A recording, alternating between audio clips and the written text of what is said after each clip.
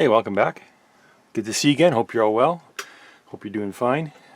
Just got back from a flea market, and I picked up a few items, and I thought it'd be kind of interesting just to share it with you guys.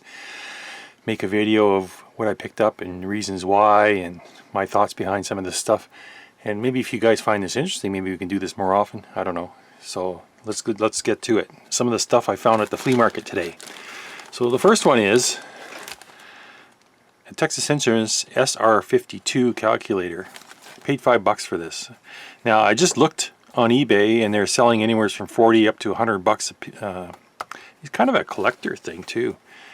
I tried turning it on, but there's no response. So I don't know if batteries. It's got rechargeable batteries. Got no adapter, nothing that came with it. So let's just check this out. I haven't. Yeah, it does have a battery pack. And those cells look pretty old. Wow, look at the ancient technology in this thing. You've got dual inline packages, tantalum capacitors, or those electrolytics. I think they're tantalums. Some contacts for surface mount, resistors, and pretty cool. But this thing here, I don't see how it makes connection. Oh, on these two. So right here and here. So this can be repacked with cells. No problem. I don't think it's a problem. I won't do that now. I'm just checking this stuff out. Texas Instruments battery pack BP1. So it's a 4.5. Well, it's not 4.5 volts. It's actually 3.6 volts. But let's try and figure out. Maybe we can power this thing up. See if the calculator works. I know it will. Probably will. But let's just see if there's any residual voltage on these cells. I kind of doubt it.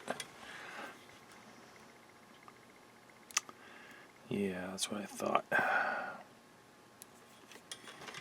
Is there markings on here as to which is positive?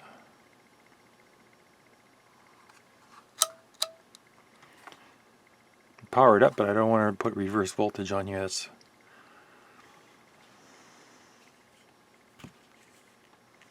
doesn't say.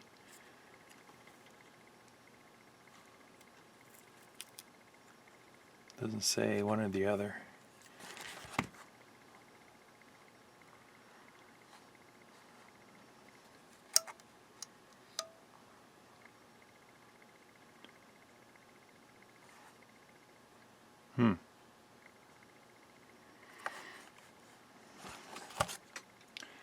Let's see if I can figure it out from here. Let's do this. Just check the continuity between the cells and the ends here.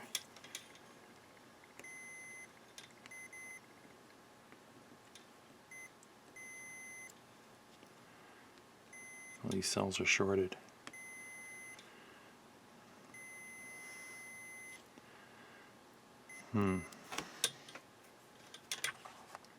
It's too bad because I want to power it up to see if it works. But we'll leave that alone for now. I don't want to put power to it and then have it be reversed and blow up on me. Maybe I'll do some research on this. Pretty cool.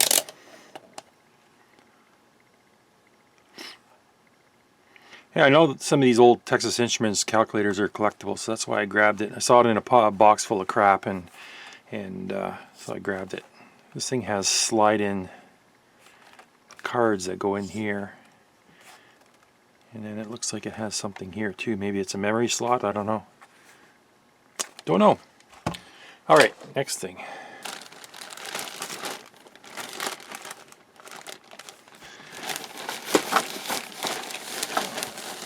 Bought a roll of stickers. I don't know why I bought these, but it was part of the package, so I got them. All right, now let's see if I can get this one out. Oh, this is just a torch head.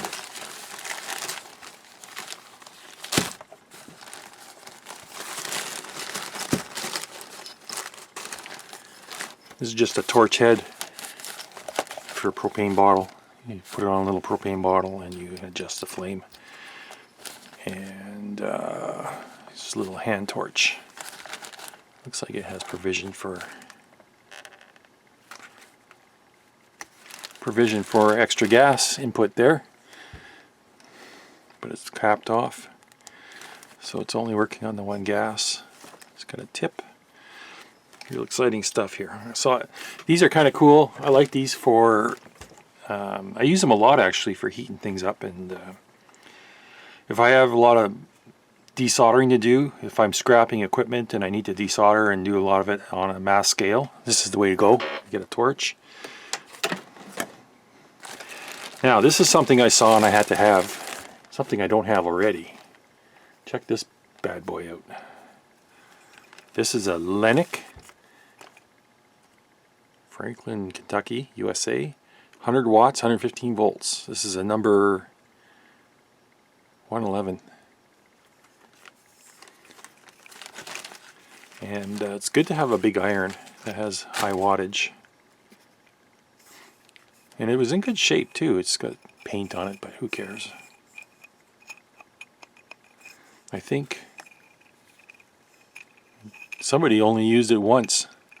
Look at the tip on this. It looks like brand new. Brand new. And then this side has a little bit of solder and this side has almost nothing on it. So maybe it was only used once. But then look at the rust. It's been sitting for so long it's got rust. So it is quite vintage just by looking at the cord. It's a pretty scary cord. It's not unsafe to use at this point, but it is pretty old rubber. Let's plug it in and try it out. Okay, here we go.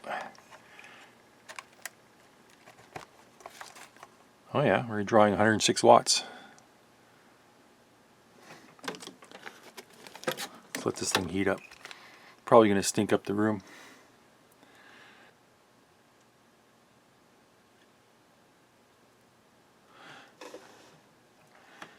Okay, so it's starting to heat up now. It's been in for a minute or two. It's starting to accept solder. Needs a good tin. Oops, that's not cool. I think the person who originally used it didn't know how to tin this. They just plugged it in and started using it. So, like I said, we got 3 sides that aren't tinned. I'd have to clean the oxides off and then tin this properly. But it works. I'm happy with that. Alright, now I gotta let this cool down. Okay, next up out of my little bag of tricks here, what else did I get? A couple things. This one here, AccuTemp.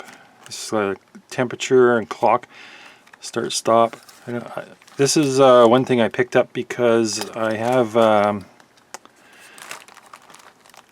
kind of want to have a timer, like a stopwatch timer, that I can put into field of view of the frame when I'm doing power tests. Come on. Are you kidding me? Glued in? What kind of a battery cover is that? Okay, we got Duraleaks. Let's get rid of this. 2016, March of 2016 date. Okay, let me clean this up a bit.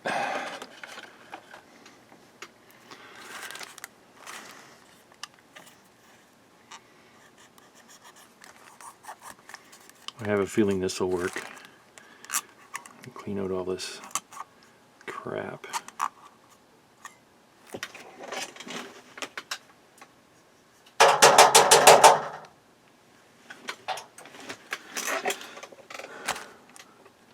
Okay, got another battery here. Let's try this one out.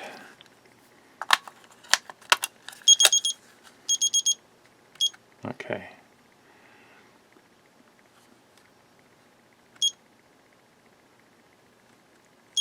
Okay, so it does have a clock and a stopwatch function. That's good. Timer 1, timer 2, timer 1, 2, clock, hour, minute, seconds, clear. I thought I had temperature on here too.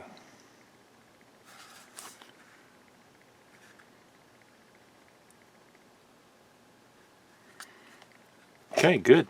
It's working. So what I'm going to do is I'm going to clean this thing up, and then I can use it in my videos as a timer when I'm doing tests. Great.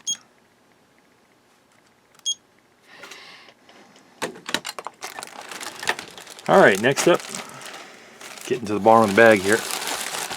Next up is Longines Symphonette AM/FM solid state radio with missing antenna, AM/FM switch on the back. I was not keen on getting this radio because I see a lot of these AM/FM ones and they're not really desirable from a collecting point of view, but this one's okay. This one is pretty early. Germanium transistors in here, and it takes 9 volt. I got a 9 volt here. Let's plug it in and see if we can get a squeak out of this thing. Okay.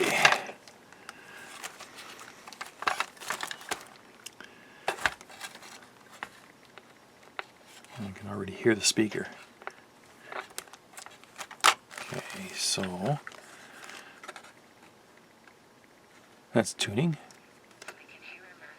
People aren't having to drive through one road with fire on both sides and the whole communication. This is AM. That was horrible to experience. That's full volume. Full volume. Don't forget the 60 km/h speed limit. This weekend is also the last for the Edmonton Fringe Festival. Okay, FM.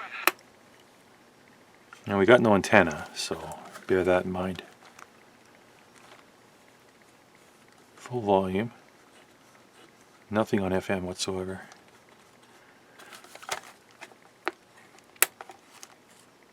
Oh, hang on.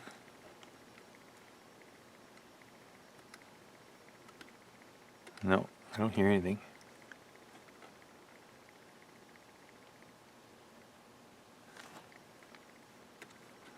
So I might make a repair video on this. Let me know in the comments what you guys think. You want to see this repaired? Nothing spectacular as far as... it's got a hair in it. Nothing spectacular as far as rare or collectible, but it's kind of a good example of early electronics. Early 70s electronics.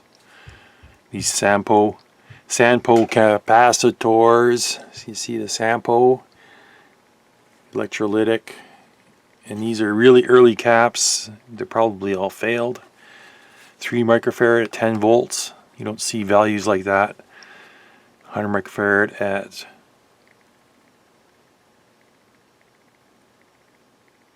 10 volts. 200 microfarad, that's the big one, at 10 volts. It's dirty, so need a good cleaning as well. Alright, the last item in the bag. Now I wasn't really sure if I should buy this one or take it home or not, but it came home with me anyway. This is an old Sony, and it's really bad shape, poor shape. AM radio, and it's missing a back, but it came with a faux leather case. What is holding here? Oh no, this one. Okay. So it did come with this, dead bugs and all. Gross.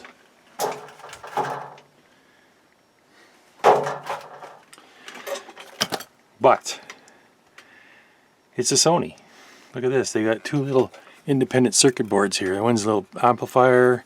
This one's the tuner. 3 boards. 1, 2, and 3. Cool. And this thing runs off of 3D cells, it looks like. Looks like somebody sprayed the switch. It's all covered in grease, and then there's a variable air capacitor, and not too bad a shape, except the cover is missing on the back. That's the main thing. This can be glued back on and needs to be cleaned up, but it's cool for an old vintage Sony. So that's why it came home with me. So I think this one we can let's put some power to it and test it out. Dead spiders.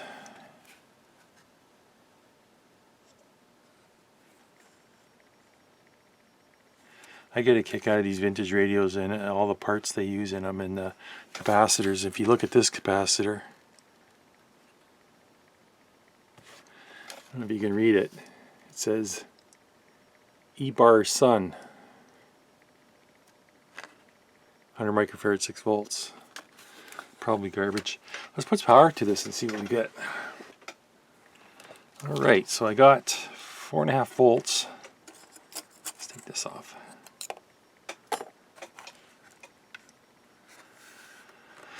I got 4.5 volts. So this is, I'm going to assume this is the negative side. And I'm going to assume this is positive. It's got a red wire. And this is connected to the chassis. So, alright. Turning it on. Getting about 130 or 30 milliamps draw. Hallelujah. Oh, hallelujah. So yes. Sorry. So It's okay. It wasn't just those 3 No, songs. it isn't. Yeah.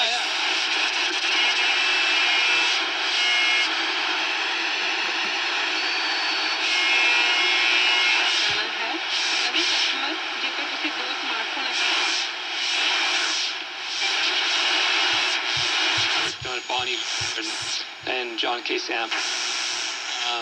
And there's a band that I love called The Hold Steady.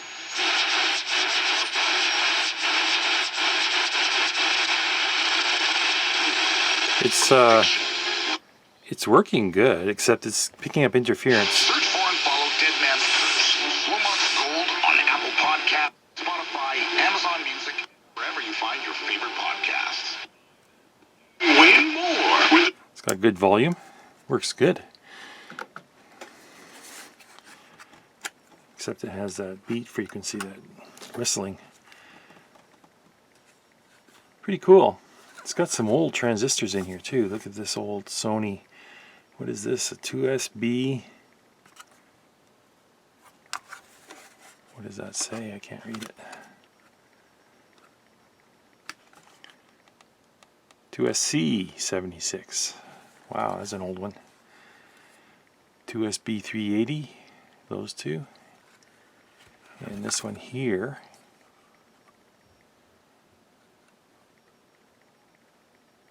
D65, 2SD65, is that what that is? They're all Sony branded chips, or transistors I should say. So that's a cool find, even though it's unfortunate it's missing a back. That's the bad part.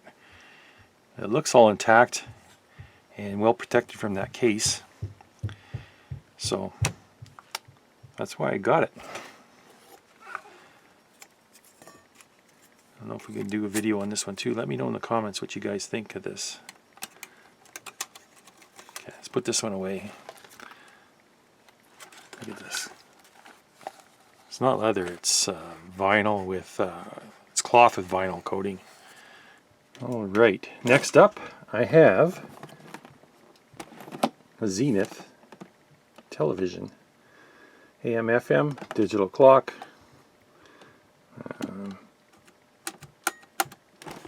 Pretty cool. It's got controls on this side. TV tuning for tuning the TV station. Radio tuning for tuning in AM or FM. And it's got a volume control. A band selector. Got VHF low, VHF high, UHF, pretty standard for North America. I think it's probably a lot different than Europe. FM and AM. It's all good. Has a dial light. Momentary press and time set for the clock, wake. It's got an alarm on it, sleep, snooze, and so on. And on the back, it's got a, I think it has a built-in whip antenna that's pushed in. So you have an internal and external switch for antenna, and here's the antenna input for your television, the external one. We got a contrast black level, and then we got a power out input. It says use only Zenith AC adapter A9042. This thing was built November of 1981, so that puts it at 42 years old. It's a model number NO52S. There you go. Chassis 5NB1X. It's a Zenith. 8 to 15 volts at 780 milliamps DC. Well, let's power this thing up and see. I have a feeling this is going to work as well. It's got an earphone jack on the left side. On the bottom,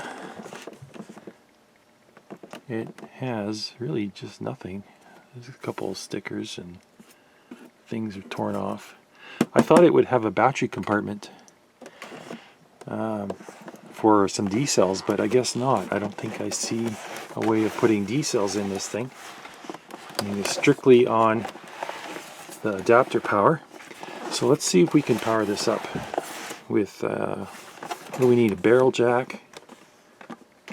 See if I can find a barrel jack that will fit in there, and we'll feed it 12 volts. Okay, I don't have a barrel jack that fits in there because this is so deep. It goes in about an inch, and this just the L-shaped just will not go far enough. So let's just pull these two screws out and pull the back off.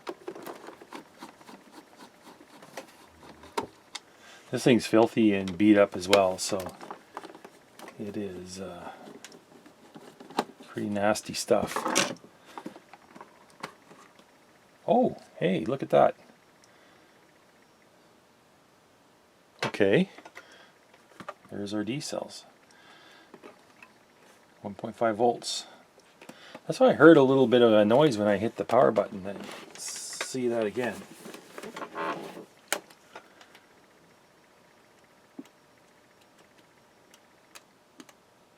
You can hear a little pop when I hit this power button. Turn the volume up.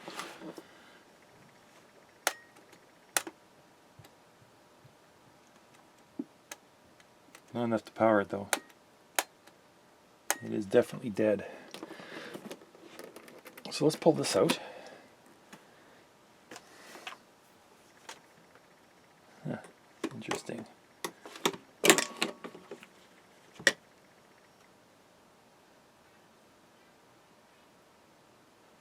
I wonder how old these are. Can't really tell. Okay. And then there's another battery in here, a AA. This is for the clock, I'm assuming. Keep the clock memory. It is completely disintegrated.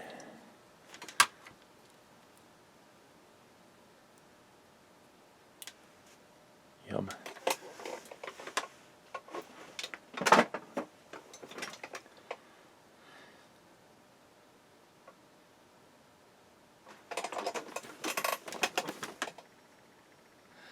So it looks like from this they have, you can do either the D-cell option or you can get a removable rechargeable battery pack that fits in here.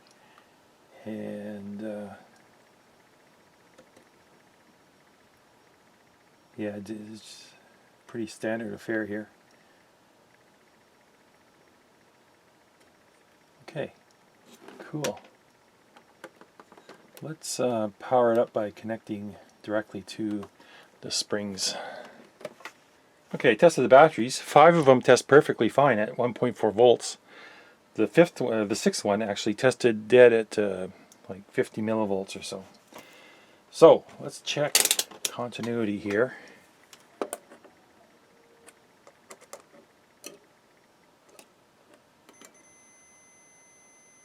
Okay, so that would be our negative. Okay, this would be our positive. Positive, negative. And I got 9 volts on the power supply. So let's have a look. Shut off. No. Okay. Alright. Oops, I think it came off.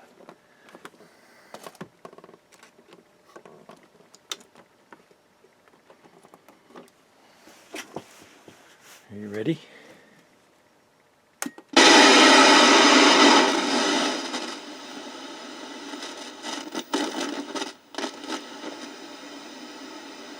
I'm drawing 630 milliamps.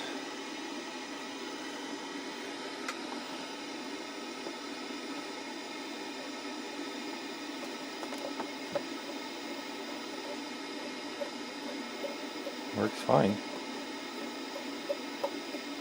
Okay. There's VHF low, VHF high.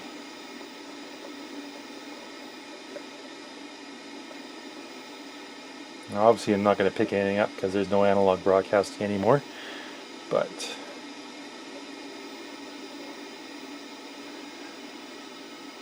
I think in the camera you can see it rolling, but it's not rolling in real life. It's the frame rate synchronization.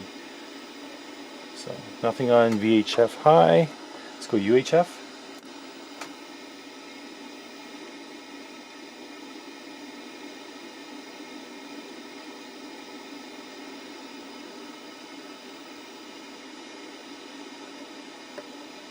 Nothing to tune in.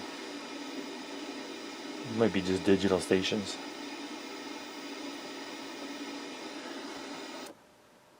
Now, that's either AM or FM. I'm not sure. That's FM. Okay.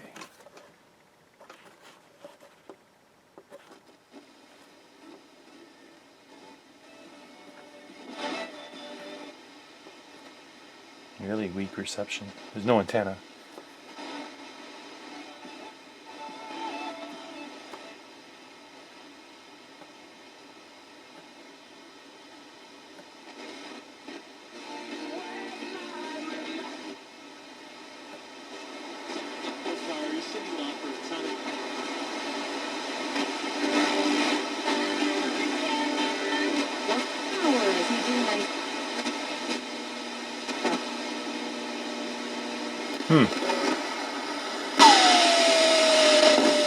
AM.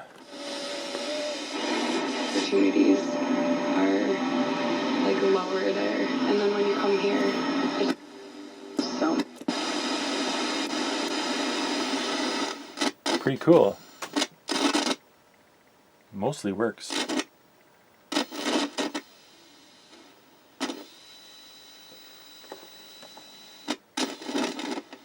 Something wrong with the power supply? I don't know if you can see that.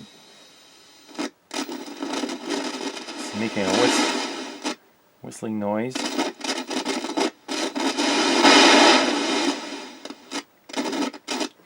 Anyway, that'll make a good one, I think. So let me know. You want me to do a repair restoration on this? Look what it's doing to my bench. What the hell? Now I'm annoyed. Okay. Yeah. So leave it in the comments what you think I should do with this. Throw it in the garbage or work on it.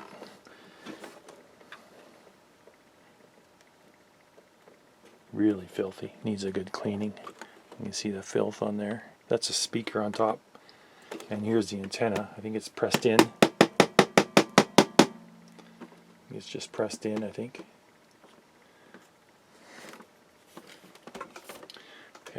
Okay, save the best for last. Look what this thing is. I don't bet you don't know what it is. You never guess. You'd never guess in a million years. It's a VCR. Mitsubishi electric. Now, I saw this thing and I remember the days of people with their portable VCRs and their cameras in the very early days of home video. And this would be one of them. It's a full-size VHS machine. Let's pull it out of the case case here. Now I don't expect this thing to be working. Let's go through the case first. So it's got this case, it's all sewn heavy duty fabric, and it's got the transparent front so you can see its operation when it's closed up. What we got in here? Some kind of power cord that's all bodged together, it looks like. Some kind of unique barrel connector on that with a twist lock, and then another barrel connector. A big blob of electrical tape in the middle. Okay, so that's it for that. A couple of foam pieces. I think these foam pieces are at the ends, like that. That's what I think. But what do I know? Okay, so it has a trapdoor on the side here. Allows you to get access to the input RCA connectors. That coincides with this on here. So we got connector for a camera, video in and out, audio in and out. Can you see that?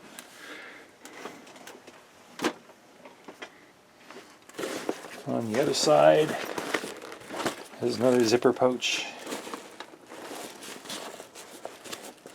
Filthy.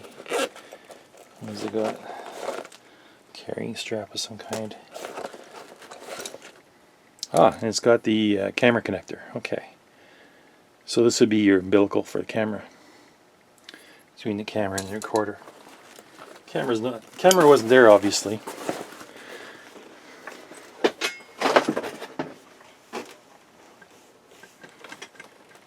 Let's have a look at this thing. It's quite dusty, as you can see.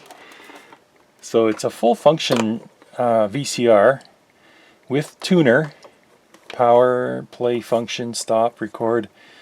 This would be a window here for the timer and the clock. Channel indicator here. Dew lights. Who remembers dew lights on VCRs? Battery light insert tape. I think that's what that means. Audio dub. Program record. And you can set this thing up to program record with the clock, day of the week, hour, minute, second, tape speed. Got 3 speeds, pretty typical for this age. You can select between the source, TV or video, audio dub, okay, clock set, and so on and so forth. Pretty cool. It does not have the remote. Let's plug it in and see what it does. I have a feeling it'll work partially, or for the most part. Can you see that?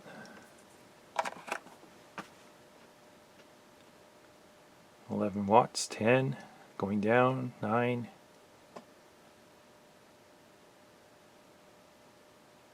$9 So we have in the display here we have EE. So let's turn the power on.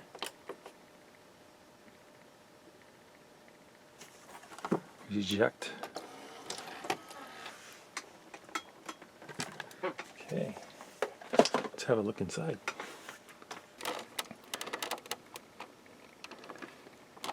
So you can't see very well. Here's the mechanism from the top looking in. You can see a full-size drum. Looks pretty dusty. You got to clean it before I'd stick a tape in there. Yeah, it's very dusty. Looks like it's got an all-metal chassis, not the plastic ones they used to make in the late years. These are very early VCRs, and they did it right. They didn't have all the full features like the later ones did, like hi-fi stereo and all that, but they were built well. Uh-oh. It doesn't want to lock.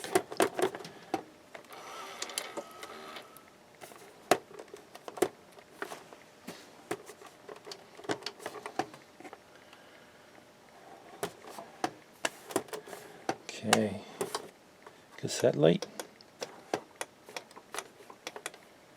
Okay. So you press this button here, it says cassette light, and it lights up 2 incandescent lamps, one on each side of the inside of the door here.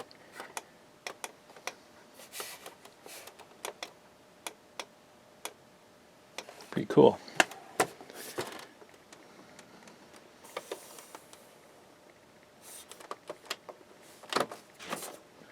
Channel indicator, up and down.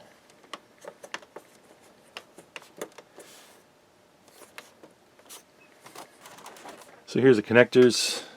We have the camera umbilical. I think this one goes just like that, locks in, and then that would connect to the, probably underneath here, it's probably a camera. I don't know, it's hard to say. Camera you have to carry, so this thing is pretty heavy. So we have an adjustment for picture, soft or sharp. It's just video high frequency thing. Audio in and out, video in and out, mono of course. And then we have a microphone input up here. It's a little 3.5 millimeter. On the back we got our tag. This is a model HS710UR. And this is probably a worldwide distributed model. It probably has, oh boy, there we go. Cover for the power supply. Power supply just, unplug that. It's a switching power supply. Unplug this. Little switcher in there. We can have a look, see if we have any bum caps. I'm sure there is. And here looks like a compartment you can put a rechargeable battery pack. That's what that looks like to me. We have a battery in connector with negative tip. And then we have a charge connector with a negative tip, barrel connector. It says caution, this socket is designed for use with Mitsubishi battery pack model number BY710 only. So that's the battery pack that goes in there.